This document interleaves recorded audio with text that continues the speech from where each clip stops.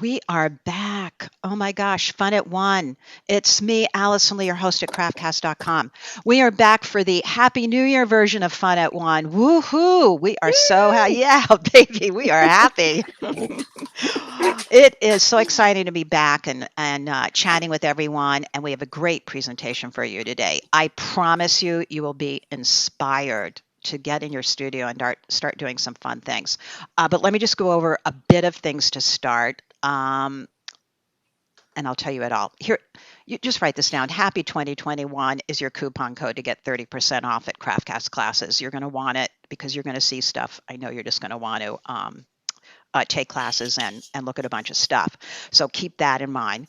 Also, if for some reason you lose sound, usually it's a wavering Wi-Fi on your end. Sometimes if you go out and come back in, your sound pops back on. I've noticed that with people as a quick fix. But if anything happens, like, I don't know, electricity goes off, it's pretty windy here today, we redo, we fix. We don't want this to be stressful, so not to worry about that.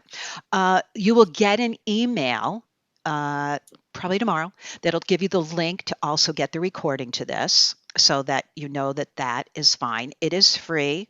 Even if you just come to the CraftCast site and just get free, there's lots of free really goodies under Fun at One. You won't be asked for any charge card information, anything like that. You check out for free. It's great. And it goes into your library. There is a handout that you can take from the interface, the GoToWebinar interface right now. If you click on that little Adobe red square with white boomerang, it'll open up in a browser window. You can download it from there. There's all kinds of links and everything because we're going to show you a lot of things today. So we just want to put all the links in one place. And I want to thank you all so much for supporting CraftCast, for coming on.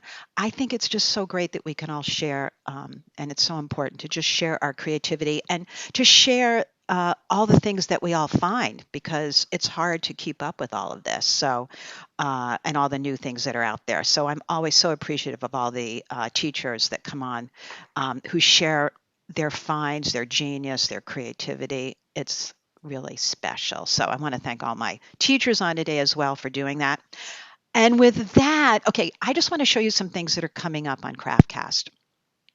These are not even up for sale yet, but I just had to show you because I got these pictures just like in the past 24 hours. This class is coming up. This is embossing pewter, which I am also now addicted to. And yes, we do have a class on it over at craftcast.com. But this is going to be a box, so it's going to be mixed media, embossing pewter, collaging, making the box, coloring. I mean, so cool. For all of you interested in Shrinky Dinks, Kim is going to show how to do all kinds of great felting bracelets. Look how cute this is. This will be around like for Valentine's Day. How adorable a Valentine is that to make for someone? She sells the pieces too, so she has it all packaged together. This is coming up from Tracy Spurgeon over in the UK. She's going to be teaching this metal clay class right there. I love that. It's very organic and textured, fun metal clay piece. Suli is coming back with, this is just a little sneak peek. She's going to be doing the weaving, which I love. I know someone was mentioning that before when I was chatting with you about doing some of the origami or weaving. She's going to be showing how to work with that. Karina's going to be doing this beautiful pendant. I mean, come on, metal clay. Our own Ms. Maggs has this class coming up of doing polymer clay earrings, which we're going to talk about in just a minute with scrap. Very exciting. And then Anka over from Germany is going to be showing us how to do other kind of earrings, which is a modern approach, which we love. And with that, we're going to start. Here's an overview. We're going to have Miss Barbara Becker Simon is going to show us about how to wrestle wire. I even want to say it sometimes, even though it's, yes, I know she's laughing, wire wrapping, but you see, I worked on this a bit. There's some wrestling involved. JJ is going to be showing us some apps you're going to want to download. Mags is going to show us scrap polymer clay because we decided we're scrapping 2020 and we're turning it into something else fabulous. Pam is going to show us a treat of her new studio as well as some Kumbu tricks to add gold to your silver. And then we'll finish up with Ms. Pope is going to show us how to do, of course, she's going to show us how to do something with the Silhouette software. And this time she's going to show us how to make your own font. You're just going to love all of these things. So there you go. That's her lineup. And why don't you guys who are all my teachers, why don't you mute yourself unless you are up talking so that we have less sound going on there, or unless you have to say something, which then I understand. Unmute yourself. So here we go. I'm going to start with Ms. Simon. Now, first of all, look at these frigging wire wrapped beads. Let me brag about her a second. This is a class that's already available, but I wanted her to show us all how to do this one particular wire worked link called a V-link, just to get you excited. I fell in love with making these. I'm going to show you what I did just because I'm going to. But this is her wire wrapping class. It's already on CraftCast. And we all just fell in love with this. And we all, here's the thing, we all have stuff that we love that we're trying to figure out how to incorporate it into different projects. And this is a way to do that. And I wanted to show Barbara as a good student, so I started doing it. I've gotten that far and I'm having a blast. And I'm just saying, if I can do this, everyone can do this. So I'm very excited. Barbara, thank you for getting me down another rabbit hole. My pleasure. I know. All right. So tell everyone, maybe even before I start this, do you want to tell everyone about the woman who inspired you, Lynn Merchant? Yep. I do. Lynn Merchant is a wonderful artist and teacher. She's in California, I think Solano Beach. She has a little shop there. If you're ever there, Go. look her up. She went all around the world traveling in her 20s, and she learned all this wire work technique, or a lot of it, from her travels. Like, old men sitting on the corner with a rock and a hammer, basically, and a pair of pliers. It's pretty cool. She has wonderful stories. She doesn't teach much. If you ever get a chance to take a class from her, run, don't walk. Yeah. And everything that I'm going to teach you, I learned from Lynn. She's the mother of all this. I love it. And before I started doing this, I've been going back to these photographs a few times. There's a lot to take in right away. So there's a lot to look at. So anyway, I love your class. All right, let's give everyone a little taste of what you teach in there. This is just one of the little things that Barbara tells us. So here we go with the V-link. The V-link, yes. It's a very simple thing to do and versatile. Oh my gosh, you can do all kinds of things with it. Use it as a single element or hook them together as you see here. And the sample I'm making is 3 inches of 16 gauge silver wire with flush cut ends. You need a good flush cutter as well as pliers to do this.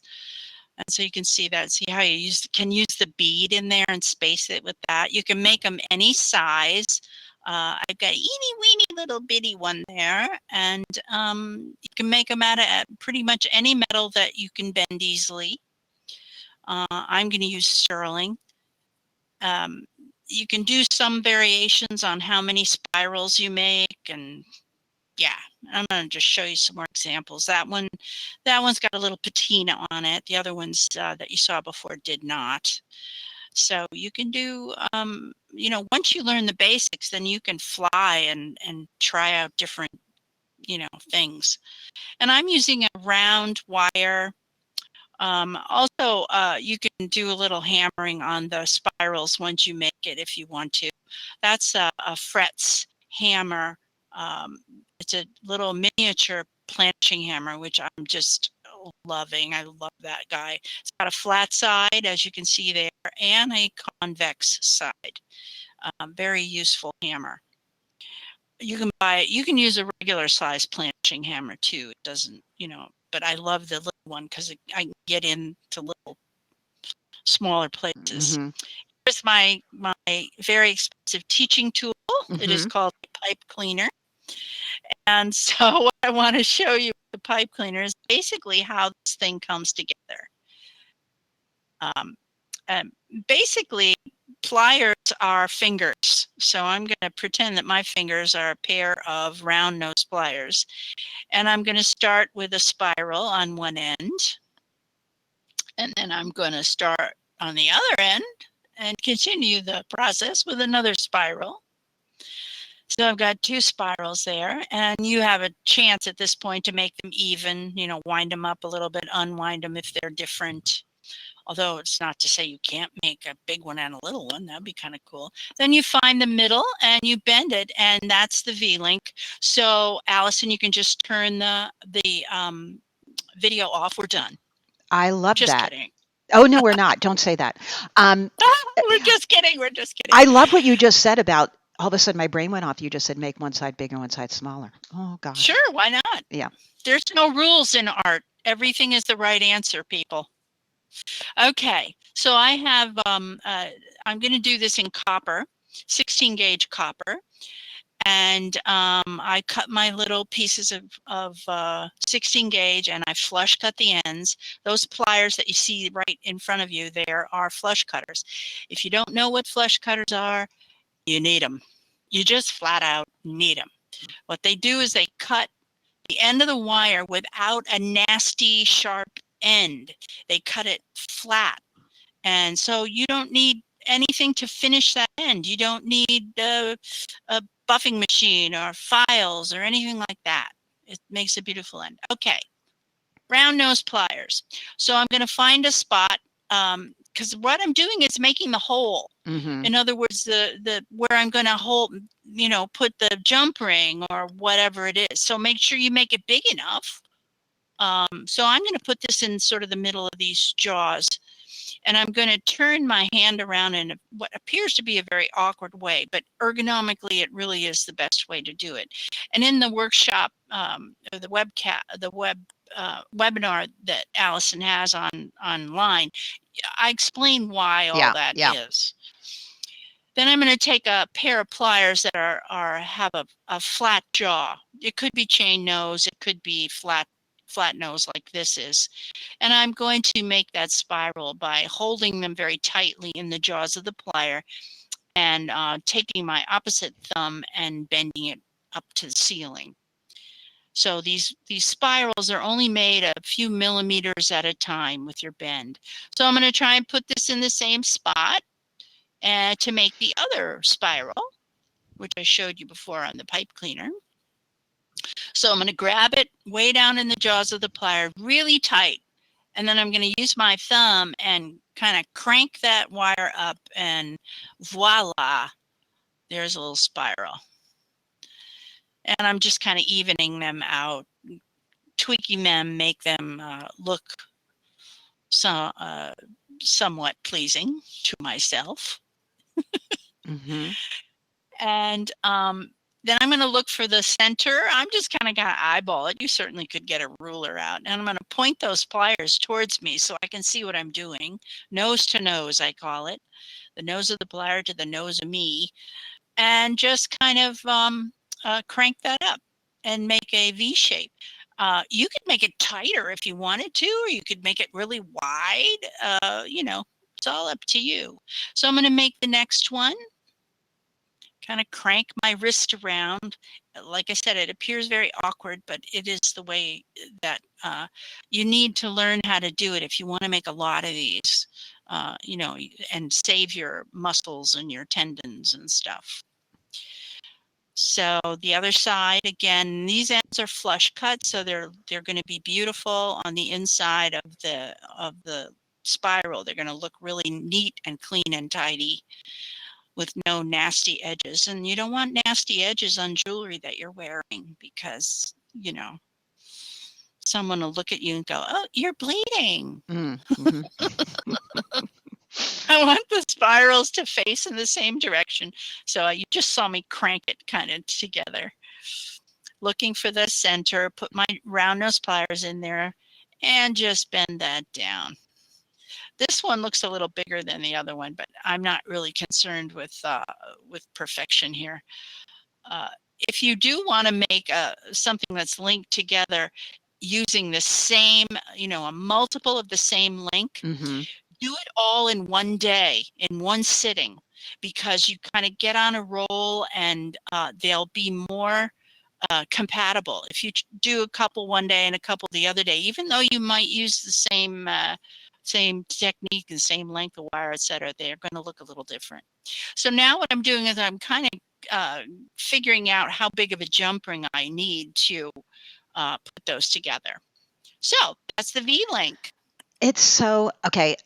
I'm not kidding when I said this, how much I loved this class. I learned so much from it. Oh, yes. I Yeah, mean, there's so and how to use much. pliers.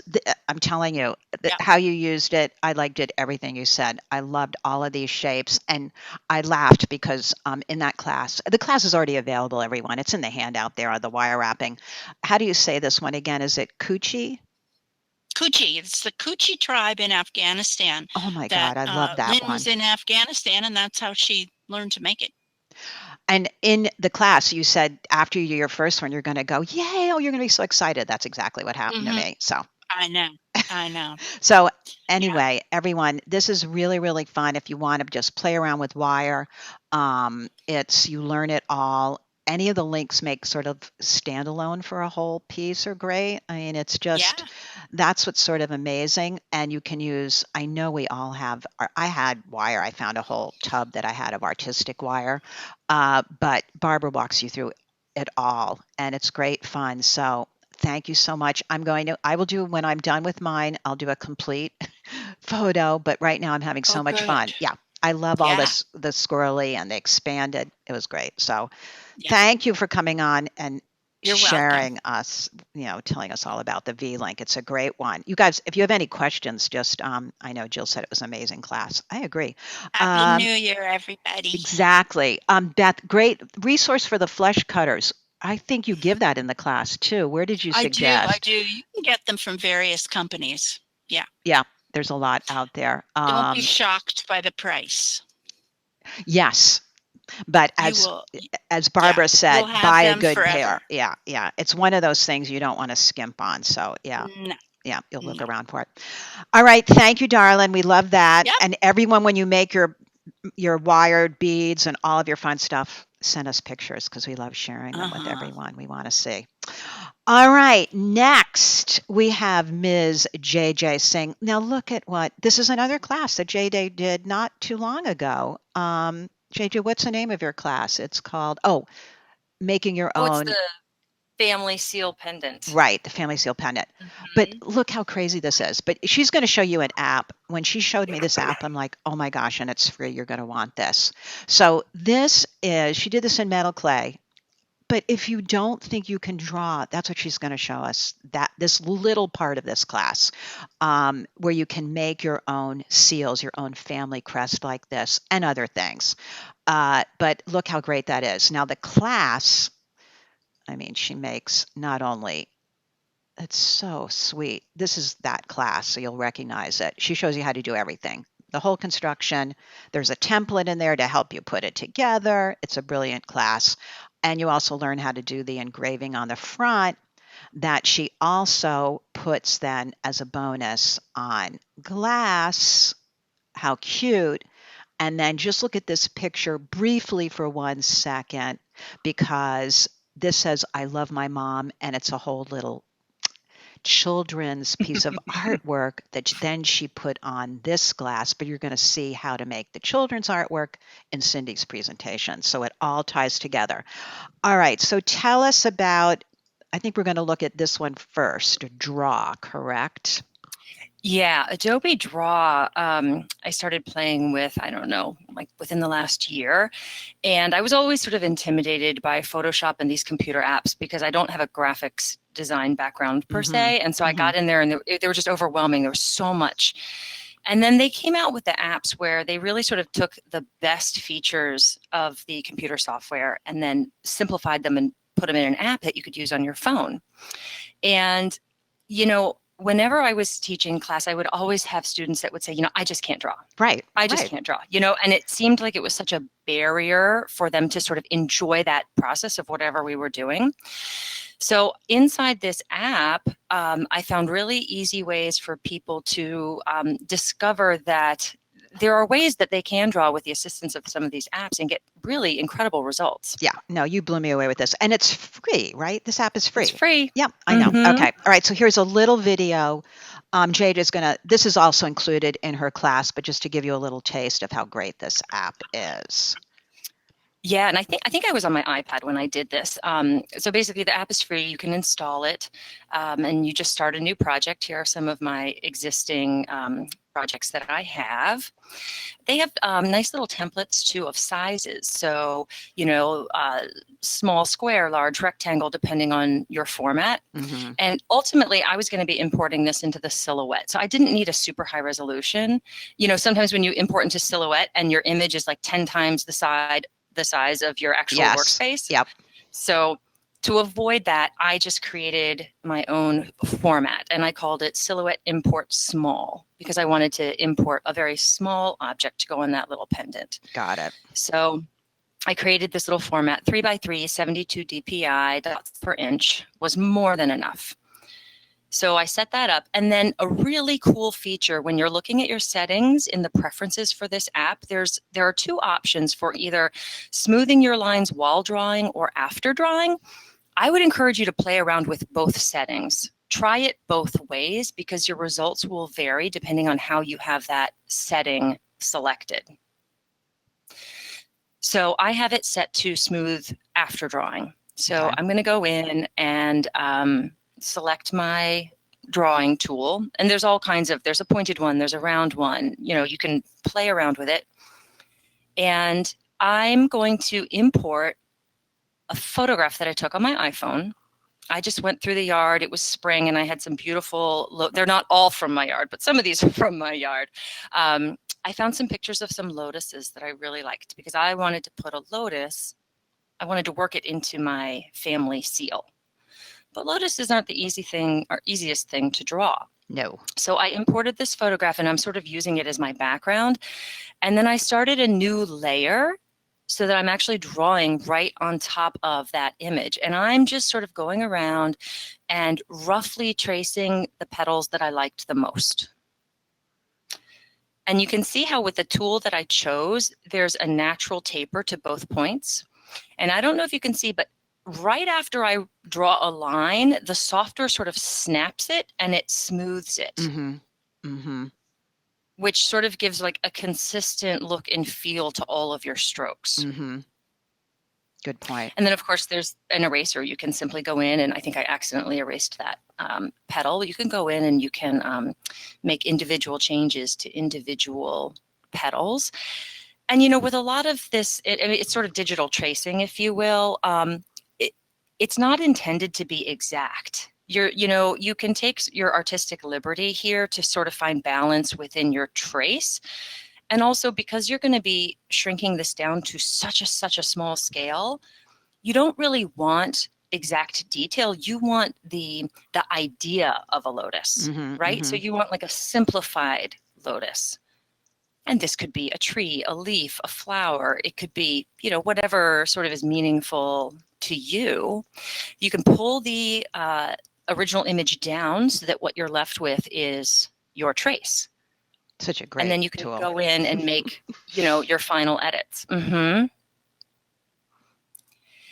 It's a great app. And there are if we had more time, I would have gone deeper. There's so many other really fun things that you can do with this app. And I think I'm going to roll them into some of my future classes. Yay. Making patterns, screen captures, things like that. But this is a really simple way to make something your own instead of just taking clip art from the internet and Mm-hmm. pasting it into your design. Like, here is something that you actually drew and you interpreted as yours artistically. So one of the best things about these apps is that, AirDrop, I live and die by AirDrop. Mm-hmm. I happen to use a Mac. So I'm just constantly airdropping files, whether it's from my iPad or my phone, to my Mac. And it makes it so easy to just have that file exactly on your laptop ready to go and import into whatever software you happen to be using. Refresh my memory. Does this one, it saves as a ping and it saves as an SVG, correct? You have a couple different options. Right, Yeah, okay. you can export it as a JPEG, as a ping. You can export as SVG. So depending on, where you're going with it. And if you're a Silhouette or a Cricut or a Glowforge or any of the machines that cut, a 3D and Alta, they all use SVGs now, Scalable Vector Graphic. And I couldn't believe that this is free software where you can save as an SVG. That blew me away. So I think that's fantastic. All right, you're going to show us one other now, which is called Capture. Right, Adobe Capture. And these are all part of a suite of software. I think there's like 6 or 7 programs that are all part of the Adobe suite that they now have available as apps. So they integrate really easily. And this time I'm working on my cell phone. So I'm going to open Adobe Capture. And I had drawn a little flower on my paper. Now this could be an actual flower, right? I just happened to have had a sketch because I wanted to quickly digitize it. When you put your camera over the drawing or the flower or whatever it actually is, it will automatically create this black and white SVG file that you can then go in and, you can erase the little dots or shadows that are around the flower. You can tweak the edges, you can edit it, and then you can import it straight into Silhouette. Yeah. It's great. Those are 2 really, really good free apps. And I know Ms. Pope had used, Cindy, you're listening right now, I know. Is it, did you use Capture in your Silhouette classes? There's so many different things that we've all been using. Which one did you use? I love Capture. It also does patterns. It does so many things. Right. But it has this little smoothing feature, which makes my very not even drawing kind of smooths it out. And I really love the way it almost turns it into it looks like a stamp. So it's all the Adobe. I can't wait to try the draw, but I love all the Adobe suite. They're really awesome. And so if you're doing any of the equipment, cutting or whatever, it's just totally great. Anyway, I was blown away by this. And so that is how, if you look at JJ's work from her class, let me show you this one here. If you're looking at that, which is what I did, and go, how the heck could you do a seal like that? She shows you how to do it, and using all that, using that software. So it's not impossible, just saying. So JJ, we love what you do. We love your classes. We love everything. We're always excited to see what you have next. I know JJ's moving on to having purchased a Glowforge, so I know there's going to be new things coming. Coming on Monday. I haven't even told my family yet. Don't tell them. I need to announce it or something. Like, make space, make way. Just sneak it in and set it up and let them hear it running. So, all right, everyone. Thank you, Miss JJ. So there we go. We have Draw and we have Capture. It's in your handout, but just you've just got to go into your app link and look for those and start playing with those. And you'll find it all. They're free in the App Store. They're free in the App Store. Thank you, darling. All right. So Kathy's like, her mind is blown. I know, right? And what did Kim, you said you never understood the airdrop function. There you go. See? Okay. Barbara, I see your note there. I hope that does happen too very fast. Wait, is there another question, Teresa? Let's see. What does she use to draw on iPad with? Does she have a special pen? Oh, that's a good question, JD. Were you just drawing with the Apple Pen, or were you drawing with your finger? Well, my finger is very fat. We could not draw with my finger. Fat thumbs. But the Apple Pencil for me has worked out great. Okay. I find it to be really accurate, really precise. Okay. And it's enough. I haven't needed, a third-party device for drawing. Okay, great. I like my Apple Pencil too. I think they work well. So I go back and forth between the two. Okay, thank you for that question. Very good question there. All right, so now a little bit of polymer clay. Everyone into polymer clay. Ms. Mags. Mags always has great classes coming up for us. She has one coming up. It's already on the live coming up classes because Mags and I decided, first of all, polymer clay has been a little hard to find lately because everyone took it up during our special time on the world where we've been staying at home more. And so there was sort of a shortage. I think that's interesting. But then also, everyone is doing work now with scrap clay. So Mags decided we're just going to take all that scrap left over from 2020 and scrap it and change it into something fabulous. And I'm like, yes. So like, how rare is that to take leftovers? I'm not good with leftover food either. So forget that. I know there's a new show about turning leftovers into amazing food I watched last night. I'm like, are you kidding? That's chef talk. No. But scrap materials that you're playing with to turn into something beautiful, I'm excited about. All right, so Mags is going to, let me just show you a few things. Scraps and also stencils, how to cut it. You'll see. Hold on 1 second. I'm going to show you. These are her. I have one of those. I love that. It's my little nail file. Love that. And that's all scrap, right, Mags? Yep, that's all scrap. That's three different techniques that we talk about. We do this in the Bead Bonanza class. Oh, right. Yep. And we also talk about it. It's also a bonus in the quilting class. Right. Yeah. Go to Polymer Clay or to Mags's class. They're all in the handout there, and you'll see. Yeah. Am I losing my mind, or did you also tell me you show how to make scrap if you don't have it? Did you say that to me? I don't think I said that. Okay, then I dreamt But what I said was we can use, and we'll see it at the end. It doesn't have to be scrap. You can use stripes, and you'll see some examples of that as well. Okay. All right. So here we go. There is scrap, meaning leftover ends and all of the above. Right. So anytime I'm doing a project, this was actually the Bead Bonanza class. I just keep a bowl, and that's where I throw all my scraps in, and that so that I can have stuff to play with and make into scraps. And so you can take out cane ends. It could be slices of something, the beginning slice when you're cleaning up a cane, the ends, just any little pieces that you have running around, and you're going to chop it up fairly chunky. Mm-hmm. And if it doesn't have a lot of contrast in it, you might want to add some dark or light contrast solid colors, just like I did there with, that's a dark green. And then for all of the techniques, it's the same thing. You just grab them all up, you roll them up into a log, and you want to make sure that there's no air bubbles in the log. So that's why I'm squeezing it in between my hands there. And then you're going to put it down, and you're going to start twisting it so that you get stripes that are going to be, what is that, perpendicular to you? Perpendicular, yes. Perpendicular? Yeah. Yeah. And then you can also, as you'll see, I'm running my hands together and making it a little chubbier. You want it to be the width, less long as your blade that you're going to be cutting it less with. long. Okay. I said that all wrong in a totally wrong English, but that's what we know we're what doing. you mean. Yeah. So I've used, I'm going to cut off, those are cutting off the edges so that everything lines up. I've run it through the pasta machine at a kind of a thick setting.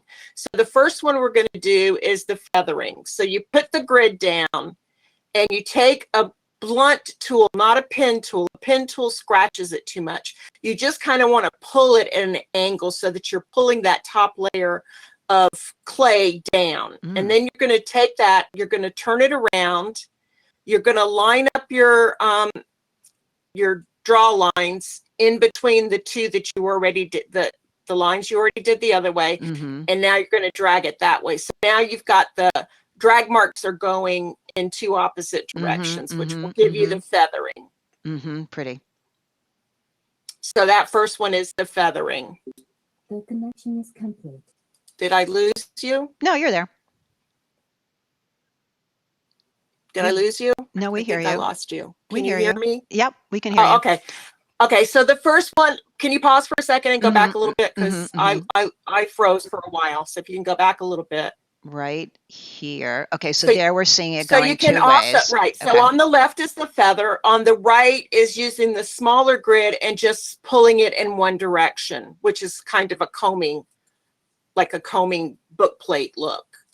Yeah, those are cool. Hard to believe that's scrap at this point already. Yeah. All right.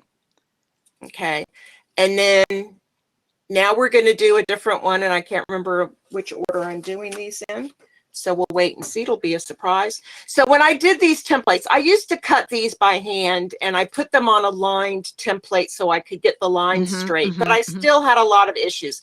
Okay, so this is what I call the Diana scrap, because my friend Diana showed it to me. I have no idea who figured it out the first time, but you're taking your slices and then you're turning them up So the inside of the sheet is what is facing up, and you'll be able to bookend the two pieces. So every other piece you're going to have to flip up, but you're going to match up those pieces, and then you get this kind of brocadey look. Here, wait, let me back up and show that one more second there. That was amazing. I still am like from scrap. I mean, that looks like an intricate pattern you did. So yeah, depending on whether you chop it up heavy or you chop it up very finely, it's going to show different. So now there's on the template, there's a 90-degree angle. So you line that up with your square of scrap, and then you start cutting it. Now, I made these templates so that they would fit those dark carbon blades will fit right into the spot. But you can use a craft knife or anything to pull it along the edges. So now what I'm doing is I'm flipping every other one, and I'm going to create a chevron. And it gets a little hairy at times, but if you try and line up those sides with the right angle, you'll get it. And just play with it until it fits right. But you get these cool, very cool chevron looking, depending on, and it's different whether you use the 0.25 or the 0.16. It looks like that artist Escher that last one. Oh yeah, kind of, right? So then the next one is going to be the Bargello.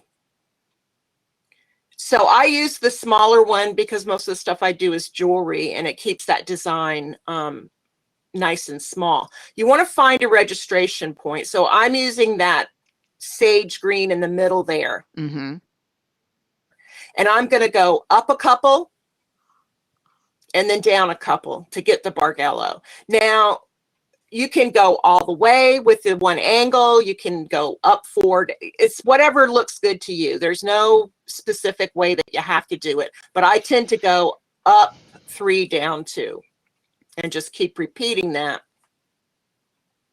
It looks like beautiful woven. It does look like Bargello. Yeah, yeah.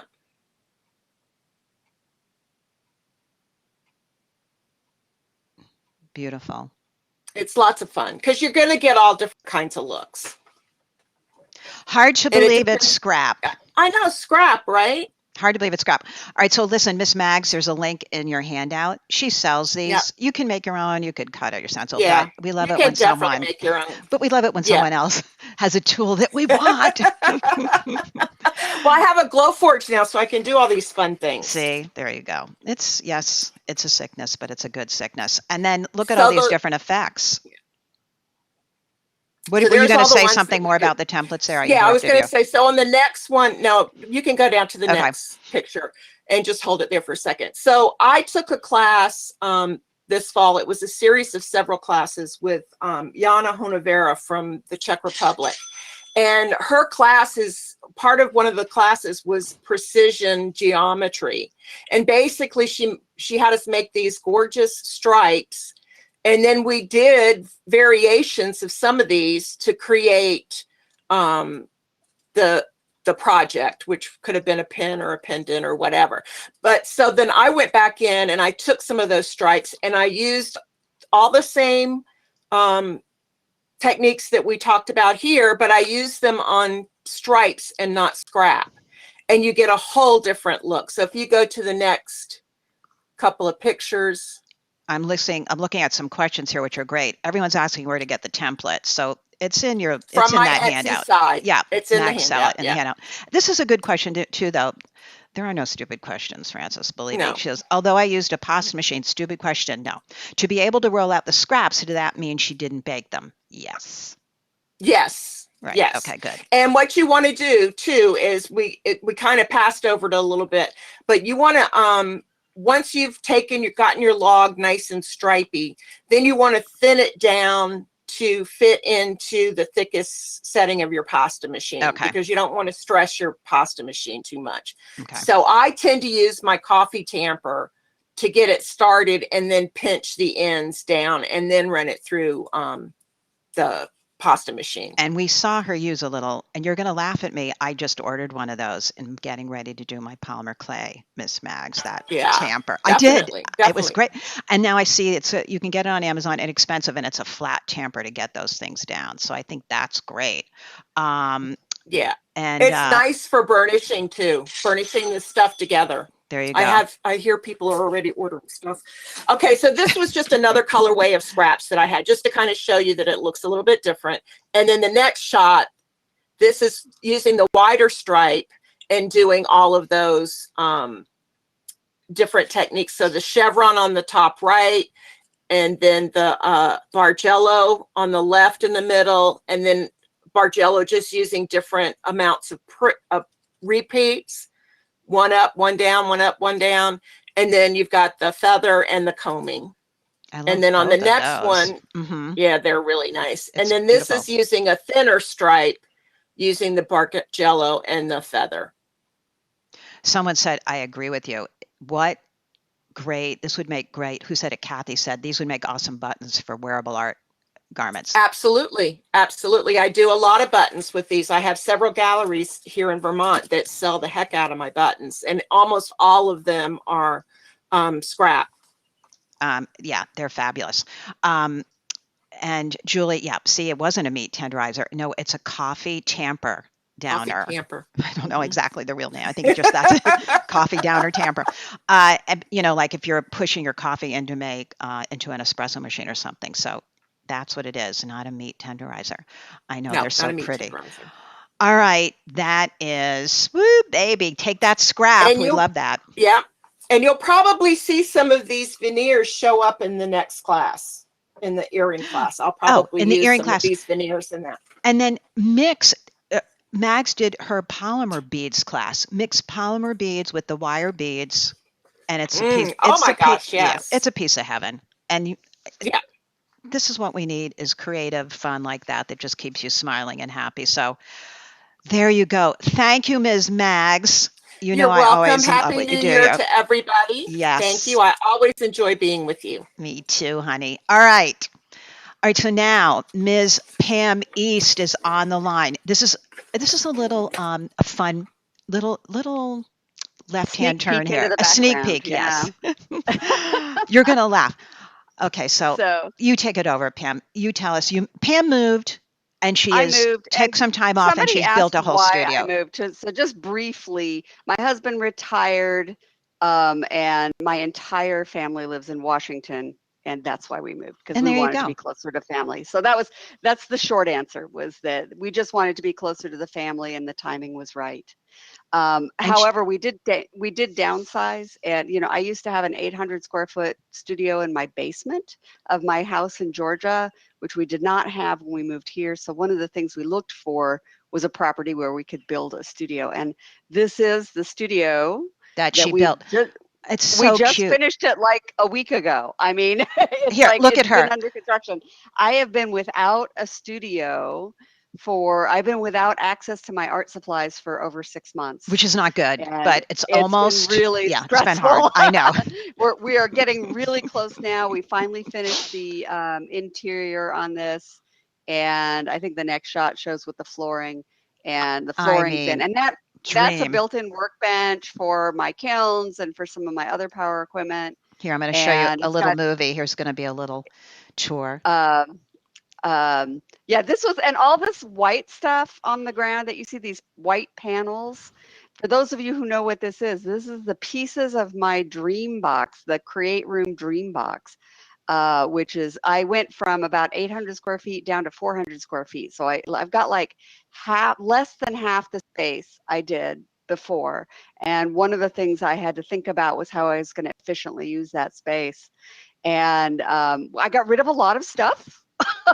You did. You did. Clearing out. You did. And but I still don't know how I'm going to get it all in here. So it looks big now, but it's going to get smaller and smaller as I fill it in. Wait, I want to know, before I play this next video, who knows what a dream box is? Yeah, the dream box is have you seen it? It's made by Create Room. It's a crafting cabinet. and it folds up so you can have a lot of storage in a very tight space. And we did this. All right. Here we go. This is Pam says to me, we're going to do a quick, she's going to show how to put a dream box together. She did it in fast time. You guys, if you don't know what a dream box is, time lapse. This is too funny. All right, here we go. And this is my husband, Steve, putting this thing together for me. It comes in like a bazillion pieces. So I want you to know, though, that you can pay extra to have it delivered already assembled. I happen to have a really handy guy. Yeah, so you do. I saved the money because it isn't cheap to have it pre-assembled. No. And I knew I could buy more accessories if we assembled it ourselves. So no, he's good. This is him putting this thing together. How long did this take in real time, Pam? In real time, this took 6 hours, he said. It took about 6 hours. He's good. However, he's massively handy. If you're not massively handy, plan on it taking maybe a couple days. Now, here we go. Here it is all built. Here I am folding it out. Do you believe this, guys? And you can see all these shelves. Now, all the shelves aren't in yet. This is just, the beginning. I still have to install all the shelves. I still have to get all the bins in. It's got a built-in work table. And ta-da! There it is. I mean, come on. And it's not cheap. No, it's not. I'm not going to, it's not, I wouldn't say that this would be the correct solution for the casual hobbyist. I think that somebody who is, looking, maybe you're retired or you're looking to, make your hobby into your passion, and you have discretionary income, then yes. Or if you're a professional crafter, then yes. But, I think it might be out of reach for a lot of people. Yes. I'm not going to claim that it's cheap. It was, for me, very worth it. And we'll see. I'll be throwing more, videos and images as I get it filled up. I'll be throwing those up on Facebook and other social media. Listen, it's work. For some people, this is her work or job, so it makes sense. I just thought it'd be fun for you guys to see. If you've seen that picture, how to put it together. Just building an entire studio from scratch. Right. Right. Is a big investment. Right. Correct. But so this was just, to me, this Create Room Dream Box was just part of building the studio. For me, that's how I thought about it. And if you guys want to look at the information, Jane, I see your question in there. We didn't put it in the handout, but just look up Dreambox, just Google it and you'll find it. CreateRoom.com. There you go. CreateRoom.com. It's CreateRoom.com, and it's they have all kinds of stuff. Yeah, you can get it with different finishes. You can get it in different colors. And, there's like a bazillion different accessories. And boy, did I buy a lot of them. Kiki wants your husband to come. She needs Steve. Everyone wants to hire Steve. All right, that was sort of a fun. Like never again. Yeah, I'm sure. It was actually. I want to be fair here. It was time consuming, but he said the instructions were extremely good. All right, good. And the packaging, the way that it's packaged with the labeling, so you know which part is which. He said it was not difficult. It was time consuming, but not difficult. All right. So there we go. We don't know them. We're not promoting them, but I just thought it was fun to see how that all goes together. You can find the handout. Karen, just look for the little red box Adobe with the white boomerang. Click it, and it should open up in a browser window, which will take you away from watching the presentation probably, and you can download it there. But that's how you can find it. All right. So wait, before I show the video, I just wanted this, and now Pam has this class on craftcast.com. I'm not lying, but I thought, everyone's, just starting the new year, adding gold to your metal clay. How much fun. These are two of the pictures from that class. And she shows you how to do all of this. But I just asked Pam if she would walk us through the ultralight and just a quick little overview of how to do. This is the Kembu, applying the gold to silver. There's a lot of ways to do it. You can do it in a kiln. You can do it on a hot plate. But my feeling is that the ultralight is the best. It's the easiest. And we have that link in the handout for an ultralight. So it makes it super easy. It's super accessible. I do 1,000 times more Kembu now that I have this device. Okay. You know, the ultralight is one, and you can enamel in it, and you can do metal clay in it, and I have all of that out on CraftCast somewhere, I think. Yep. So what Kembu is applying 24 karat gold foil to metal clay or fine silver. And it should be fine silver. If you're going to be doing sterling, you will need to depletion gild it first. But that's a different class. So this is metal clay. I've fired it. I have not brushed or tumbled it. It applies best on a freshly fired surface. Okay. And I am the piece is hot. It's laying here on this Kembu cover, and I'm just going to lay on little pieces, and then they're going to molecularly bond. Silver and gold are infinitely soluble into each other. And they form a molecular bond with heat and pressure, and the ultralight is providing the heat, and the little agate burnisher I'm using is providing the pressure. So I come in with this agate burnisher. I like the ones with the metal handles because they don't burn. I used to burn up those bamboo handles.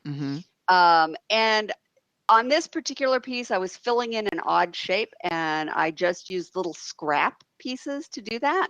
Got some tweezers there, and you can layer them so that, you know, just as I can bond the gold to the silver, I can bond the gold to the gold. So just little overlapping scraps. You're never going to see any seams. It's just going to look like one solid gold inlay when it's done. It doesn't matter that you've overlapped. So this is a really good use of little tiny scraps of gold foil. And that's my scrap box there. I have whole sheets and I have a scrap box. Never get rid of gold foil. You can use every little tiny piece of it. And once I've got all of the gold on, I'm going to burnish it down using that agate burnisher. And as I said, you need heat and you need pressure. And then I'm going to take it off and I'm going to move it down onto the tile. You want to have a heat safe surface there. And I'm going to finish burnishing it as it cools.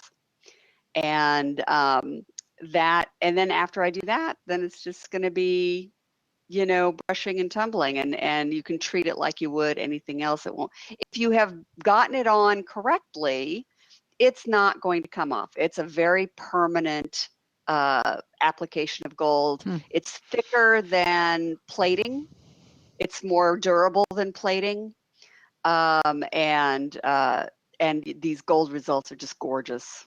You can polish it up. It's beautiful. It is beautiful. So that's Kembu. That's it. Like I said, there's some ins and outs to it that, you know, obviously there's, you know, that's, like I said, a quick overview. There's a lot more you can do with it. I think in my video, I show like 7 different ways of cutting and applying the gold. Yep. So, you know, there's a lot of different approaches to it. And you know what? I didn't realize this, what you just said, Pam, that you can put that on fine silver. It doesn't have to be metal clay. No, you could do it on any kind of fine silver. You can do it on sterling if you depletion gild it. So yeah, it just any fine silver, and the gold and silver bond with one another and create this permanent bond. Okay, here's a quick question. Margaret wants to know, does the ultralight have a regulator? You can get a regulator for it, and in fact, I use a regulator in my video. It's just gosh,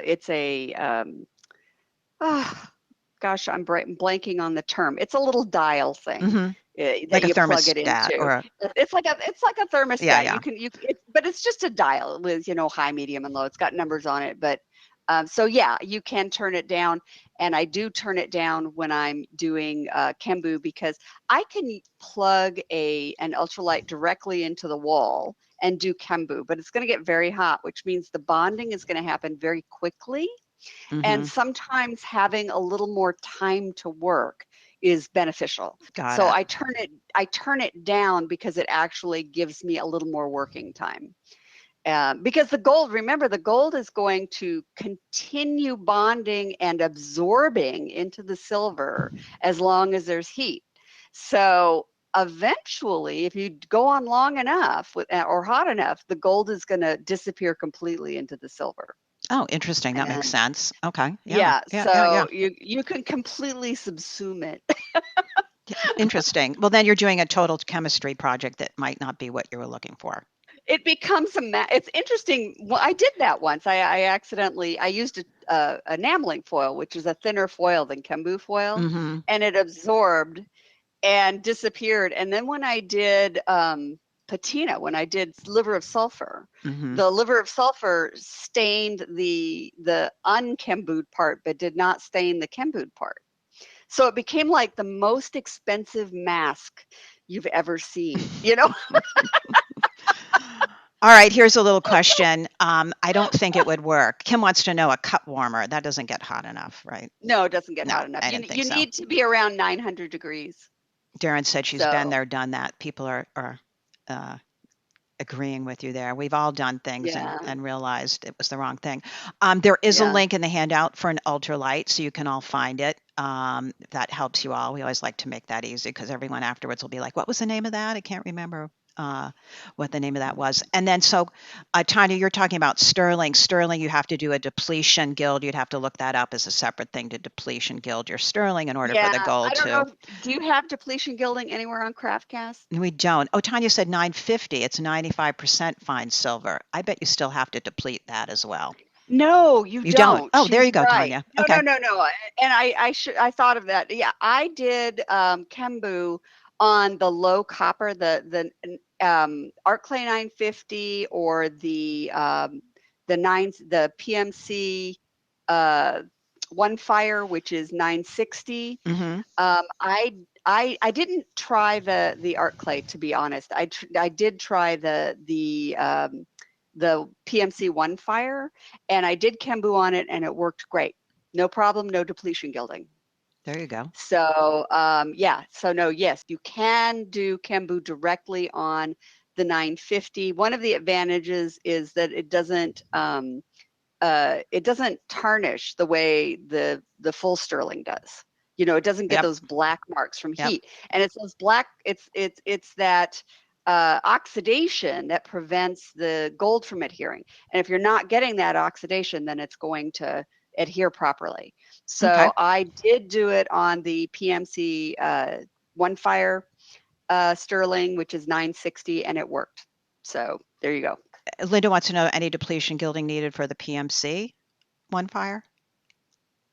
No depletion gilding. It's the 925. Okay. It's the traditional sterling. Got it. Which is 925 that requires the depletion gilding. But the metal clay low copper sterlings, which are 950 or 960, and for those of you who have no idea what I'm talking about, it's the percentage of silver to the percentage of copper. Thank you. So traditional sterling is 92.5% silver and 7.5% copper. That's so the 925 is 92.5%.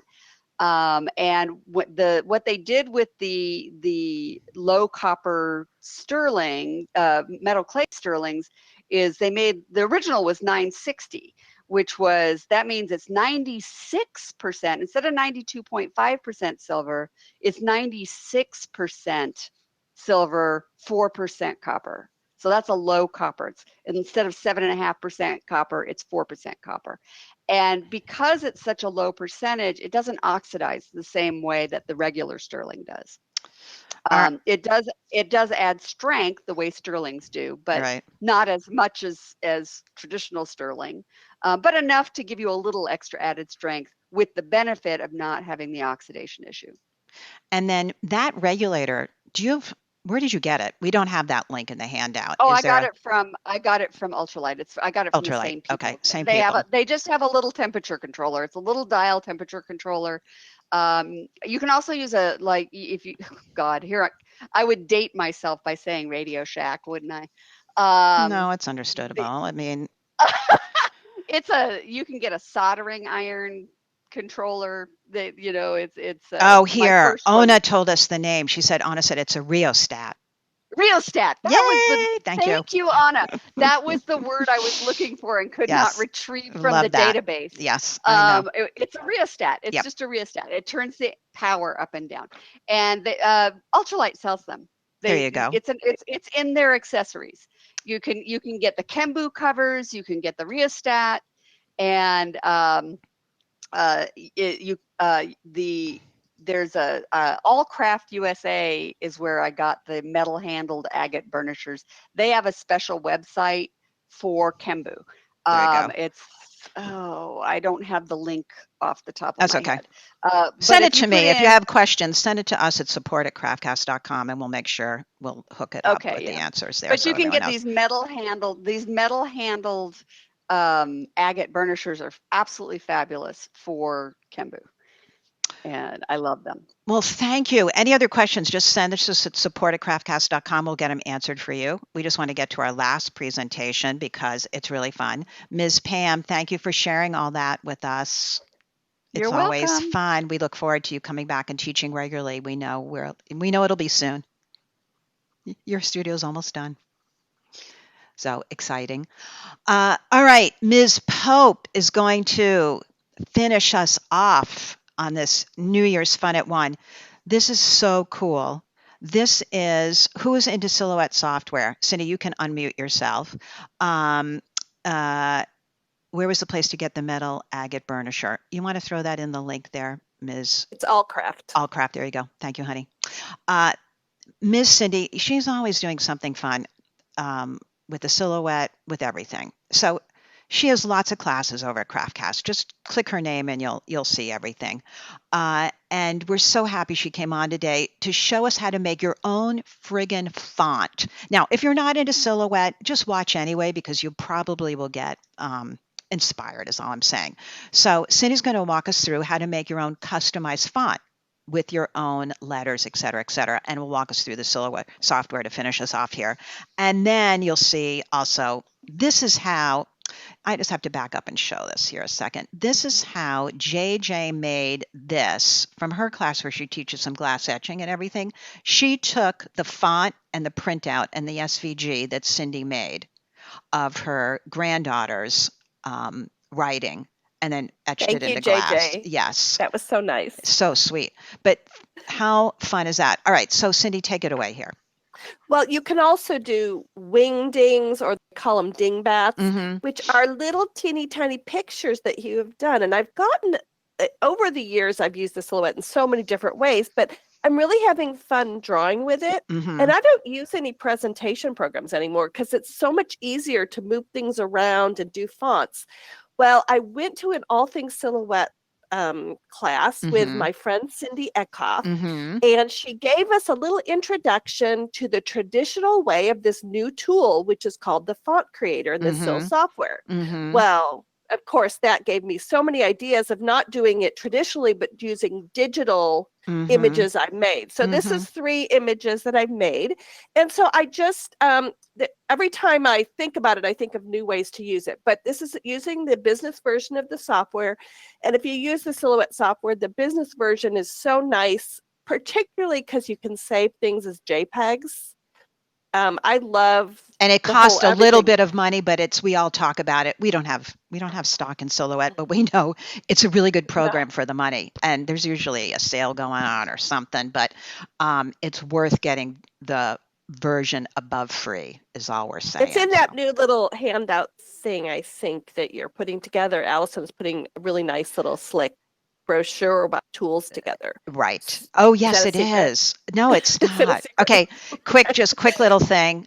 It is going to be, wait, let me open it up. Just so you know, when you guys see this, so you know what it is, you'll see it online soon. It's the 2021 CraftCast favorite tools. Wait, I'll just show you briefly and then we'll get right back to this. So you'll see. I love this. Yeah, it's all kinds of good stuff. And then we link to classes so you can learn. That's me with my first craft supplies right there, which is, there was my inspiration way back then. But we have everything in here. We tell you where you can learn it, all the supplies. It'll be out in social media soon. You'll just click it, put in your email address, and it'll download right away. If you don't want to be on our mailing list, just unsubscribe when you get something. You get this for free regardless. So that's what Cindy's talking about. So you'll see that coming up soon. All right. So now I believe the business it's the business version in there. Yes. Yeah. And so let me run this video. Okay. So the whole point of this business version is they have a little sheet that you put on the screen and you print it out and you fill it in by hand. Mm-hmm. My recommendation is always use the Frixon erasable pens because if you make a mistake, then you can erase and fix. So I had my, I did it with my granddaughters, and you go over the final with permanent marker to make it smoother. Got it. Then you take a photo and you either scan it in or import the photo to the SIL program. And then I save as a JPEG because that's what you can do in the business edition. Mm-hmm. And I think it works better. And then you import it into the font creation tool and you test it and save it. And so I'm going to show you the traditional way, and then we're going to go from there. And this is you open it up and you say show font creator sheet. And this is what it shows. And it shows you with little dotted lines. Now, with my granddaughters, I did not want to give them this, so I masked out the A, B, C, D, E, because they learned from school that you follow the lines, and I want it to be their handwriting. Got it. Good idea. Not what, and as adults, we know we could put whatever we want in there. Look how cute that is. Willow's font. And Willow's font. I did it for both girls. They had a really hard time. I said, you can't go to the top and to the bottom. They had a really hard time doing that. So Grandma had to erase. Okay. So it would a few places. But so you could see it kind of looks a little funky, but I can erase and fix that all up. And then I could go over it with permanent marker, which is what the next slide is. Okay. Now I have a really nice permanent marker that's a fine tip. It wasn't the finest. So I did kind of make like that E, which we'll fix later. Didn't look so great because I didn't do a good job with going over with permanent marker. So I'm going to copy that little sheet, fixed up one that I took a picture of. I'm going to paste it. And then I'm going to save it as a JPEG. This is just too fun. Yeah. And the reason I'm doing that is my camera, although I got there's this whole thing that you put in a profile for your camera. Yeah. And I didn't have that work. So, and I couldn't get my scanner to work. I think I need to hardwire it in. You could scan for sure. So what I did is I saved it in the SIL software, and then there's a little thing with dots that is supposed to create calibrations. It's all confusing, but it's supposed to work. And so I say, show calibration test card. And then I'm going to take a business version picture of that too, which is a perfect picture. That's what I love about the saving as a JPEG. So I'm going to make it into, I don't know why it wants it to be curio in this one particular part, but you want to make it 8.5 by 12 and make sure it's letter size. Okay. And then we're just going to save as a JPEG. And so that is what I'm going to show instead of trying to get it perfect with my camera, which I did get it to calibrate with my camera, but it never worked with the pictures I took. Okay. So this is a little cheat sheet thing. Got it. You did a workaround. That's what we call this.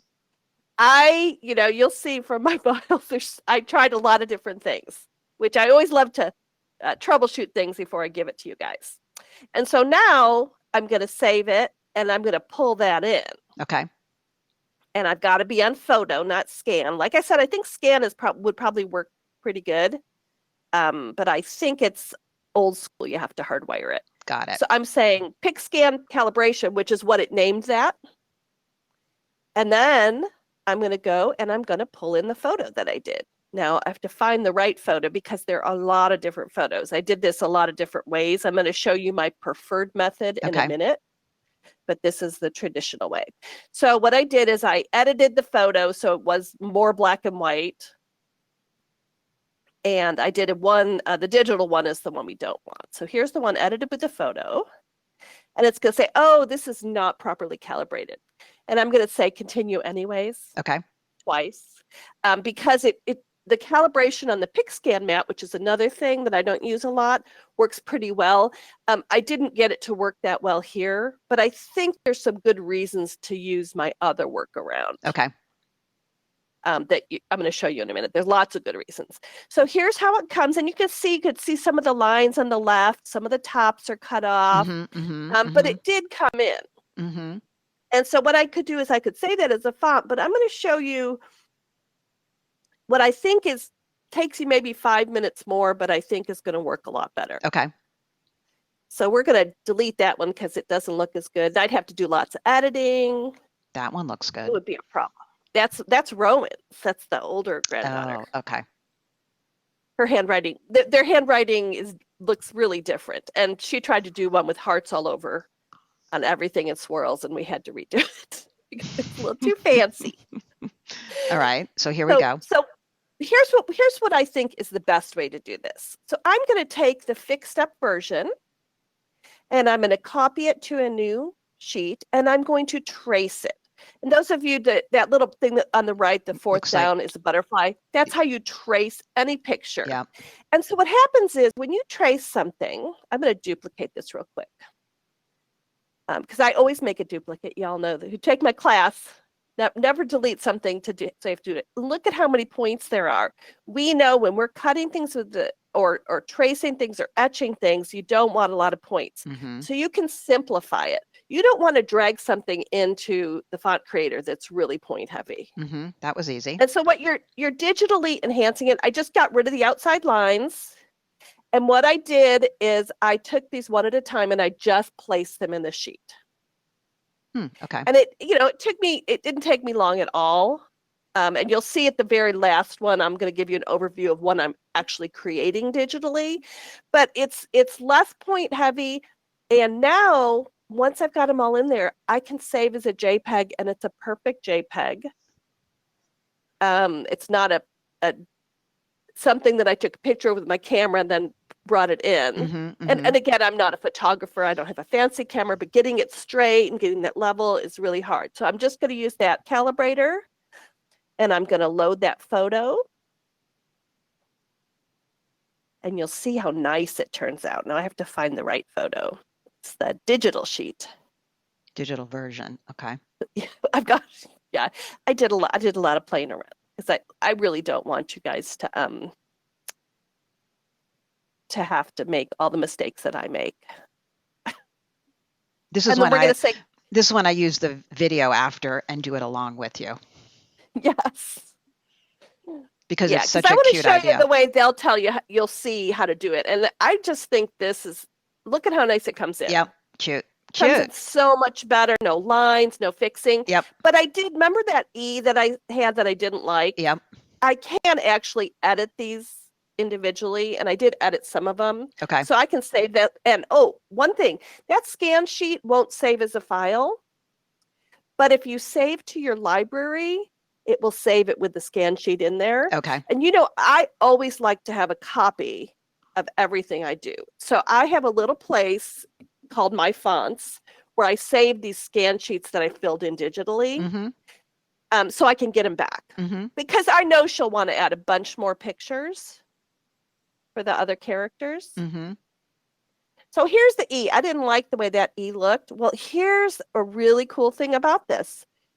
If you double click on it, it gives you a little file that has all your tools in it. So I can get rid of that. I can double click, Oh my gosh. which is point editing. All right. And I can, because I did a bad job with the marker. So I'm still keeping her true font, but I'm just kind of cleaning up where I didn't erase well, or, some of the erasable markers she did, and it just wasn't as clean as I wanted it. And then you can also do an internal offset to make it a little skinnier, because some of them are like that N. If you see on the right, that N looks really fat. Grandma said, "It's not nice to call things fat, Grandma." And I said, "Well, it's just letters. We've never said it about people." But she was just like, she's giving cute. me. She is really full of knowledge, and she will tell you all of it. So what I've done is I've given myself a little bit better letter. That's a great little tip, how to do that. I mean, that's great. And I can see spending the time to set this up, because then you can take this into all the different things on the Silhouette machine and make all kinds of stuff. And you can also take it into your system and use it in Microsoft Word, which is something I'll show you in just a second. All right, wait, we have another video. I mean, it's so fun. I mean, talk about making personalized Valentine's or children's presents or anything. Like, I love what JJ did with that glass box. If anyone's interested in doing this, that's probably making sense to you now, what she did. Yeah, I just sent her the file and she made it into a glass etching. A glass etching is probably one of the easier things you can do, but it's really nice. And you can do bakeware, most bakeware. My understanding is some of IKEA's bakeware will not work, but 90% of the bakeware will work. There's something in the IKEA bakeware that keeps it from etching. All right, so now you have your name of the font. So that's just crazy. And I get this written on walls and in my car too. So that's we're really crazy. Hard of that. You know, it's a little time consuming, a little digital to play around with and futzy, but look at the end result, people. And I'm going to show you in the next video what it can do outside the system. So what I've done is I've saved this and installed it. And I'm going to actually type her name in there too. But it's really her handwriting. They're very excited about this. It's very cool. Already, Corinne is saying we should do your next class based on this and projects. So it's very cool. All right. So now Corinne would like it. I know. So now if you see here, I saved it and it's saved in my directory. And so I have a whole bunch of them. And you see the ones you see the ABCs? Mm-hmm. So here's Willow's hearts and numbers. So I'm going to double click on it. I'm going to say install. This is just like a regular font, you know, when you install a regular font. I don't have a Mac. So I assume it's very similar with a Mac. It is how you do it. This is a real font. So out here, we're over in Microsoft Word. I'm going to choose Dictate on, and you can't hear the little voice, which is so cute. But she is telling, thanking Santa for her gifts. And it's just, you know, she says that Santa is the boss, like the leader of Christmas. It's just like, so Willow. Anyways, so she really had a lot of fun because they can write, but you know how long it takes kids to write things, and you have to do the spelling, and so you could. And I like the idea of writing notes to my customers by hand, cards. You could have a little, you know, something with your own handwriting on it. I'm going to do one with all my Maker's Mark, which is kind of what got me inspired to do this in the first place. Anyways, it's really sweet. And I just love the way the dictator works. Okay, it's crazy. All right, so now show us some dingbats. Yes, so I do a lot of components, and if you've taken my silhouette class from 2018, which was a 3-day class with little segments you can watch 20 minutes at a time, or the new silhouette camp, which was 2020, you can see I teach you how to make components. It's nice to have those in the library, but it's hard to find things. You could put like, this is an all floral dingbat that I'm putting together. So what I'm doing is I'm hitting the plus key to make a new font. I'm going to copy one of them to the clipboard. And then these are some that the two bottom ones are some that I taught you to make in the SilCam 2020. That was and then I'm just putting it in there, and then I'm saying save. And we're only going to do 5 of these. And then I'm going to go to the next one. And this is an outline version of the same thing. We're going to copy and we're going to paste that in. My head's sort of exploding at this point. Is anyone else having that feeling right now? And it's just, yeah, I like the idea. And, you know, obviously, if you could sell, since these are real fonts, some of you are much better artists than I am.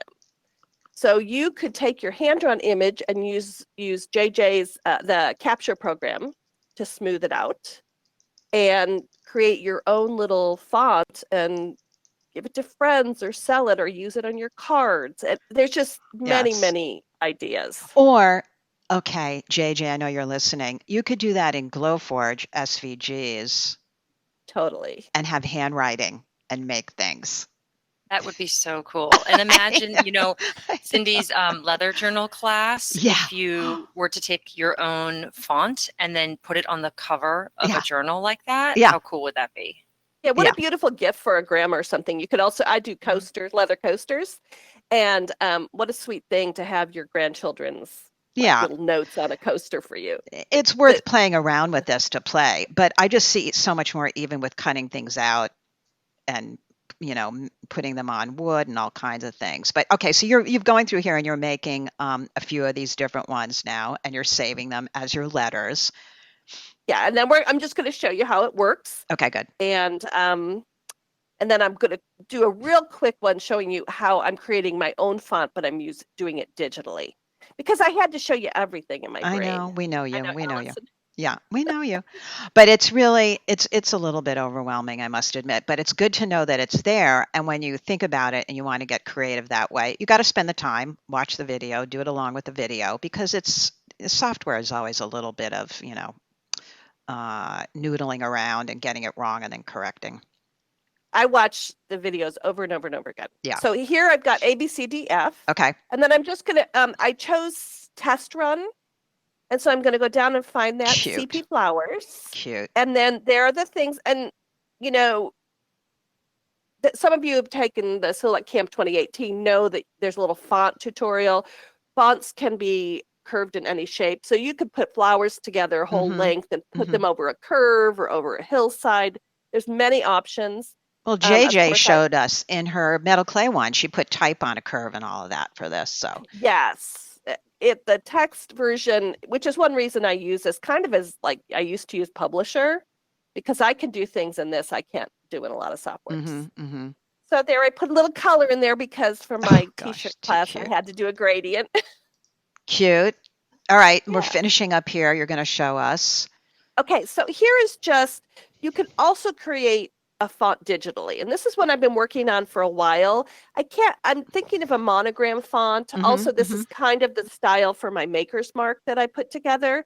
So what I'm doing is I don't want to like put together a monogram thing for sale and use someone else's font. So I'm trying to work on putting it together. I go back and I tweak them a lot, but I'm doing them one at a time. So I'm up to L. So I'm going to just show you how I add the M. I just paste it. And then the only thing I'm being careful of in this particular font is that the bottom is on that one bottom line and the top is right. Okay. And then I'm going to save the glyph, and now I've added the M. Very, very easy. If you're doing a little bit at a time, which is what I've been doing, obviously very slow. Been working. But then you have it and can use it for whatever you want. Yeah, eventually, I'll put it in the Silhouettes, the CraftCast store, but when it's ready for prime time. Yeah, that's a good idea. We could sell. Yeah. Oh, the mind. 2021. We're excited. I should put many more things in the store. I love doing things digitally. It's a lot of fun. And so and the best thing, I did these one at a time. But really, it makes a lot. I thickened some up and I said, I don't want to do them one at a time. So what I'm doing is I'm going to go to a new file and I'm going to open that creator tool. I'm going to paste it. And if you if you did them all at once, you could do this. And then I'm just going to, I'm going to shrink them down to the right size. Got it. I'm going to put them in the thing, and then I'm going to save that thicker font. And it's really probably a smarter way to do it. Before I did this class, I hadn't really thought through how it would work saving as a JPEG, but it worked really well. So, how cool is that? The point, I tested the points, because I never want to be point heavy because it makes everything slow down in the SIL software. The points, when I did it this way compared to the other way, were exactly the same. So, Mags wants to know, did you draw that in Studio or did you draw it somewhere else and import it in? No, I drew these in Studio. Okay. So I just used the little drawing tool. The drawing functions are really nice, but of course my drawing isn't great, but I can point edit. Right. So I point edited it and I played with it, and I've gone back and done a lot of them, and obviously I'll tweak it all at the end. Holy and I'm gonna moly. have a thick version, a thin version. Yeah, it's fun. It's fun. All of you, I know that people who are still on are you into using Silhouette. And because the Silhouette software, hands down, is great to use for creating all these type of things and SVGs, combined with what JJ showed us today. because SVGs is what you need for all the different machines, whether you have a Cricut or a Silhouette, SVG is what you need. So yes, you love the Silhouette. Yep, but you still have learning. Jane, there's so much learning. It just keeps going. It's crazy. And with the business version, you can save as SVG. You can also save as JPEG, PNG, also EPS, which I believe is what you use for clothing, whatever the version is that you can use for engraving using those sewing machines. Yeah. Which Allison's machine may do. I did. You know what? But you can't with that one, Bernina. But you have to convert. You have to convert it. But yes, you are 100% correct. And then you convert it because they have proprietary.